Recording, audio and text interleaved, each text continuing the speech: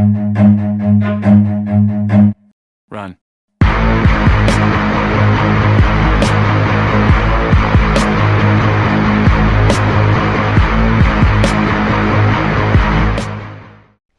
Welcome everybody to another episode of On the Run.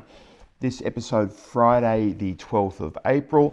I'm shooting it very late on Thursday the 11th of April, but it will be available for you on the morning of Friday the 12th. And the first thing I have to say is greetings from lovely Melbourne. Yes, I'm in Melbourne in the state of Victoria in Australia, and I got here yesterday morning for overnight flight from the Philippines from Manila, and I'll be here for quite some time. We'll do some side trips to different places in Australia, maybe even to Southeast Asia, not quite sure yet. But yeah, it's Melbourne for a while. All right, let's get into this week's top 10, because what a great week of gaming news it was. Let's start with number 10.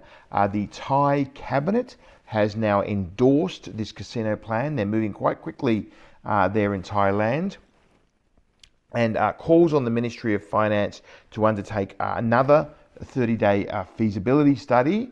There's still a little bit of water to go under the bridge. So you'll remember last week I talked about the Special House Committee report that was recommending legalisation of integrated resorts with casinos.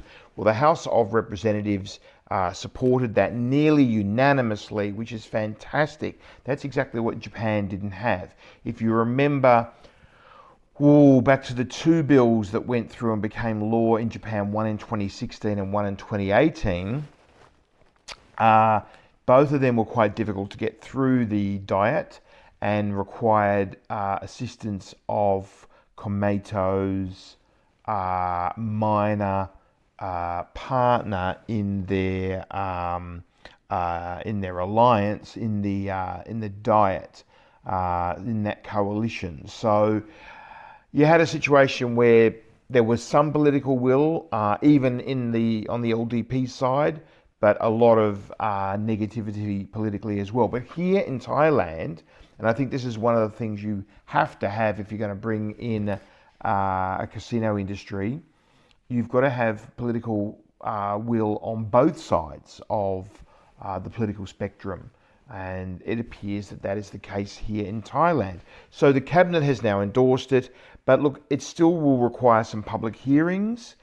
There is some talk of it being a PPP, public-private partnership, a bit like Macau with the concessions. I would strongly recommend against that. And if anybody happens to be listening to this and wants to know why, they can get in touch with me. What else? They said it should be close to airports to capture international visitation. And the current thinking is that Thailand may be open with casinos by 2029. So they may even end up beating Japan. Well, there was a lot of positivity around this in Japan too, and it all fell over. So let's not get too excited. But so far, it looks very, very good. So that's Thailand. Okay, what else have we got? Oh yes, at number 9, the COO of SkyCity Adelaide, David Christian, has stepped down. He's going to step down from today for you, tomorrow for me, so Friday the 12th of April. And what's this all about, and what's the situation with Adelaide? Well, Adelaide, for those of you who are not from Australia, is the capital of South Australia. It's one of Australia's 7 states. It's not the biggest, it's not the smallest.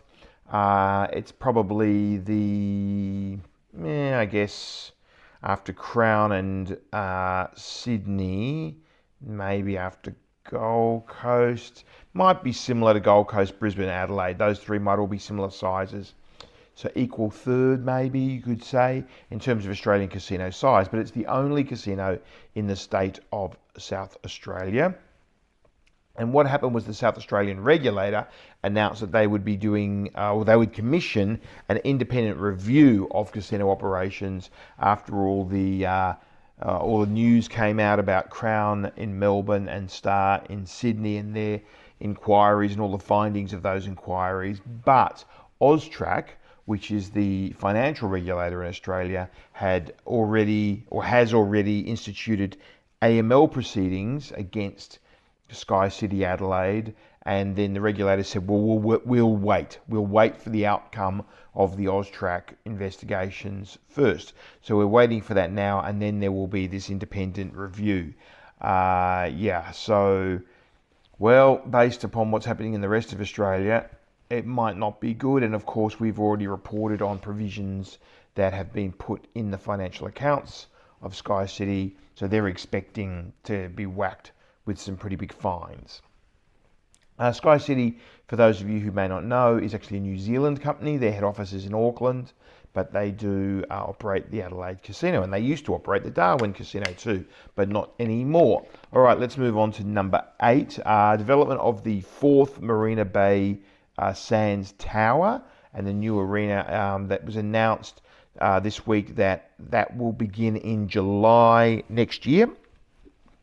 They're expecting it all to be done by July 2029, so a 4-year project. It's a $3.3 billion US expansion. The 4th tower will be an all-suite tower, and the URA, the authority, the Urban Redevelopment Authority, I think it is, has approved 587 rooms in that tower, although I suspect it might be a little less than that ultimately. Because, well, it's all about... originally it was announced it was going to be 1,000 rooms, wasn't it? But now the go is bigger rooms, more premium mass, suites, that sort of thing. Who knows? Maybe 500, maybe 550, who knows? It is often touted as the most profitable IR in the world, Marina Bay Sands. So... this is a very important addition to them. It's always impossible to get a room at Marina Bay Sands. I think they've got about 1,850 keys now after their renovations. They had well over 2,000 rooms. I think it was around 2,500, but they've actually reduced the number of rooms and made more suites, which is the fashion these days. So it's even harder to get a room at Marina Bay Sands. So another 500 and something will be very useful.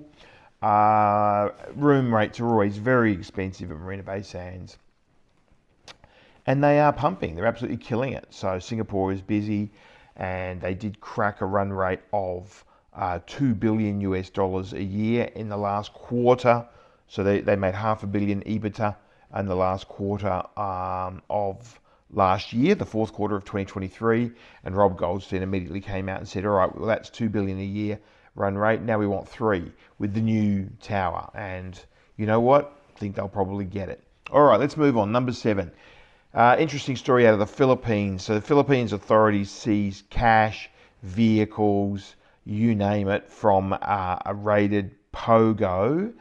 Local mayor denies any knowledge and any connection. So what's going on here? So it was on Monday of this week up at Tarlac. Now Tarlac is a province about a 1-hour drive north of Angeles and Clark, where Han Resort is. And there was a raid there. The authorities in the Philippines have been raiding these POGOs, right? So there was a raid there about a month ago. It was sometime in March anyway. There was a raid there of this compound up there, a 10-hectare compound. Now, whenever I hear hectares, I think, how big is that? Well, a hectare is 100 metres by 100 metres. So a 10-hectare compound, you can think of it as a kilometre by 100 metres. So if you think of a strip 1 kilometre long by 100 metres wide, obviously it wasn't that shape, but that's the area we're talking here. So a very large compound. I believe there were 868 workers on that compound, many of whom will be deported, some of whom will be charged. There were 27 vaults on the compound. They've opened 11 of them so far using grinders. And so far they've seized, wait for it, 9 villas, 46 cars, 5 motorcycles, heavy equipment, and at least 5.5 million pesos in cash. That's 100,000 US. I'm not sure if there's a partridge in a pear tree up there, but I'm sure there will be more found as they open up more vaults. Really, this was a human trafficking and serious illegal detention operation, not a gaming operation, but yet they masquerade as POGOs. these organisations, so that's why we report on them in IAG. Now, of course, POGO is now an obsolete term. It's really IGLs, as announced on IGE, on IAG, I should say. IGLs, Internet Gaming Licensees, but of course everybody keeps on calling them POGOs because it's a catchy name, including us. All right, let's move on. Number 6. So it was announced this week that the Macau Chief Executive election would be held no earlier than October this year. Yes, this is an election year. Macau Chief Executives and Hong Kong Chief Executives, for that matter, get 5-year terms. They're limited to 2 terms. They usually do 2 terms. Well, they always do 2 terms in Macau so far. So far, we've only had 3 Chief Executives since the handover. We had, obviously, Edmund Ho was the first one. He did exactly 10 years from the 20th of December 1999 to the 19th of December 2009. And then you had Fernando Choi, it's Choi Sion.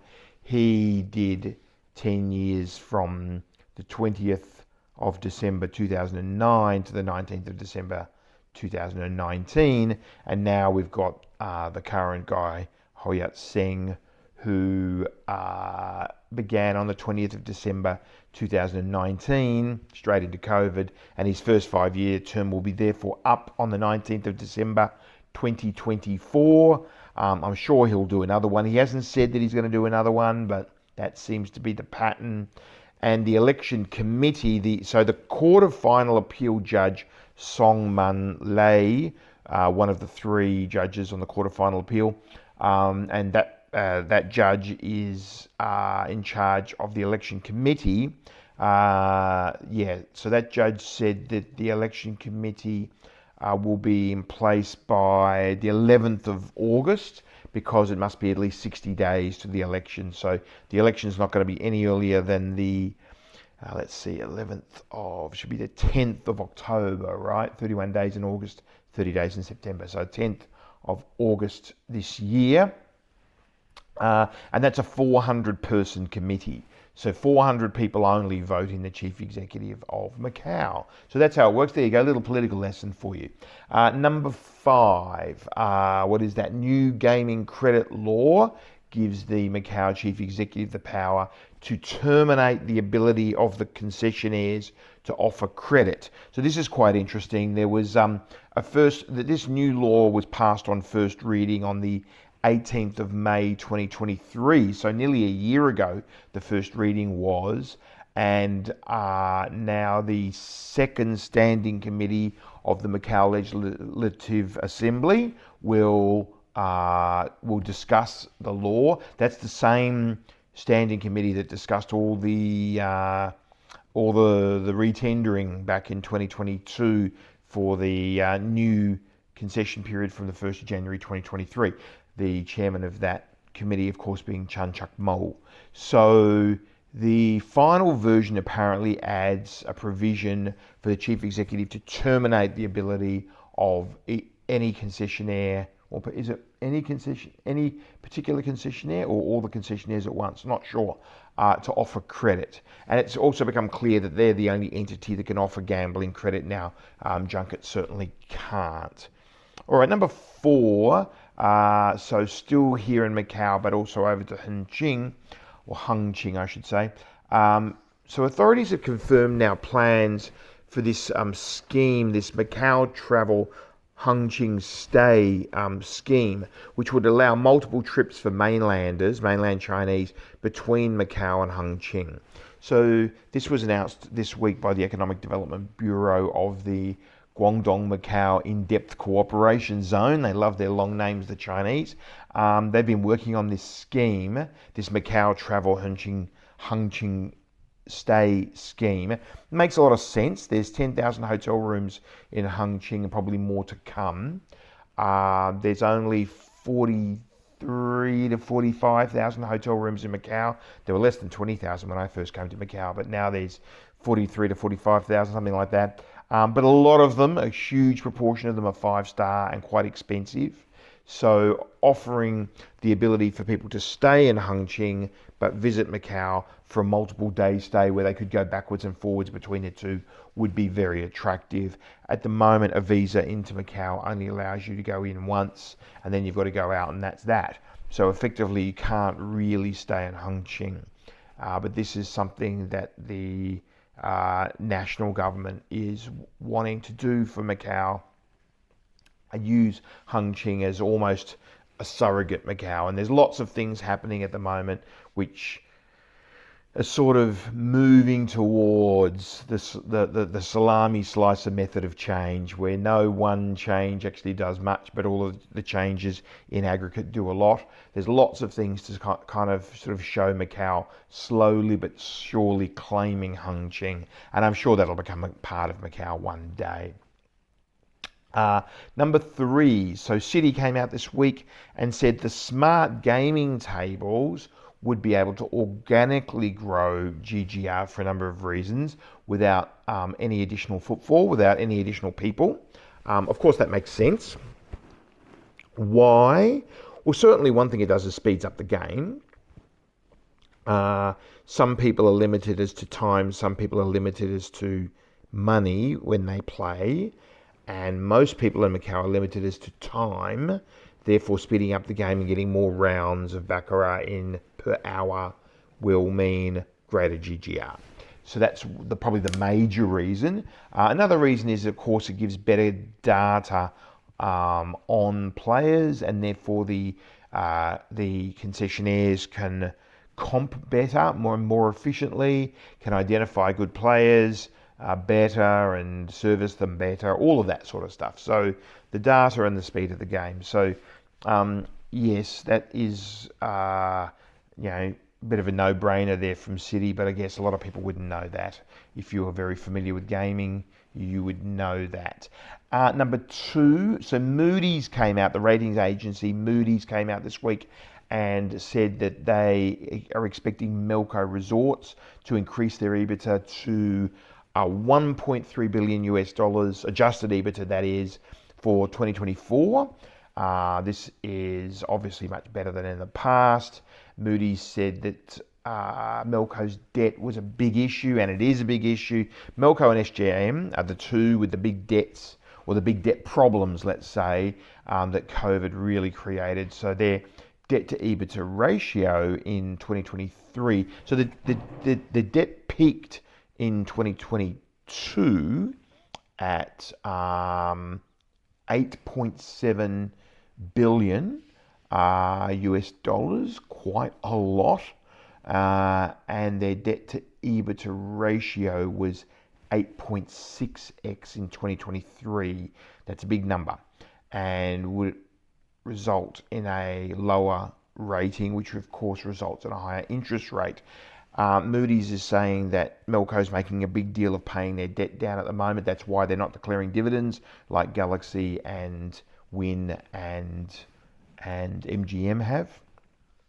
And Moody's expects Melco to have their debt to EBITDA ratio down to 5.5x this year, and then 4.2x sometime next year, which then would get them down to a better rating, which would of course mean, and why is this important? Why does it matter? They can borrow at better interest rates. So that's why it's important. And so Melco's still got a way to go to pay their debt down, but they're working on it. And number 1 this week, CLSA came out and said that their forecast for Macau GGR for 2024 was up 3.5% to, drumroll please, $30 billion US, 30.3 to be precise. So we're going to crack one of the numbers from the 2s to the 3s, they reckon. Of course, the highest GGR Macau ever had was 2013 when it was 45 billion, but a lot of that was junket driven, low margin play. So if we can get up to 30 billion, I think our EBITDA will be higher than it was back in 2013. This would be a 34% increase on last year, which was 23 billion US. But remember, last year was from a standing start on the 8th of January. We didn't have time to ramp up, and the first half really was ramping up. They have actually, this is a CLSA, they have actually lowered their EBITDA estimate by about 2% because of the highly competitive landscape and a few other reasons as well. And they said that normalisation of the industry post-COVID is still ongoing, which I agree with. The industry has not totally settled down yet. Of course, it's settled down quite a lot, and our GGR now is 2 point something every month. But the normalisation is definitely still ongoing. COVID is not absolutely in the rear vision mirror, mainly because of the China economy and China outbound travel patterns. Right, well, that's it for the top 10 for this week. My run continues, although I will be based in Melbourne for some time and then doing some side trips to somewhere I don't really know yet. My plans are not firm. I guess at some point I might go down to Tasmania, might go across to Adelaide, might go up to Sydney, might go over to Perth, and may even do a couple of side trips to Southeast Asia for some things that need to be done. But then I will be flying from Melbourne back to the Philippines on May 22. So if you're in the Philippines, I intend to be there between May 22 and May 29. There's a bit of advanced information for you. All right, that's it for me for this week. Have a great weekend, and we'll see you next time on the Run next Friday.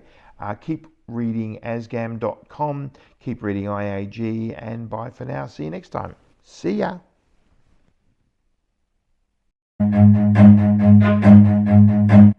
Run.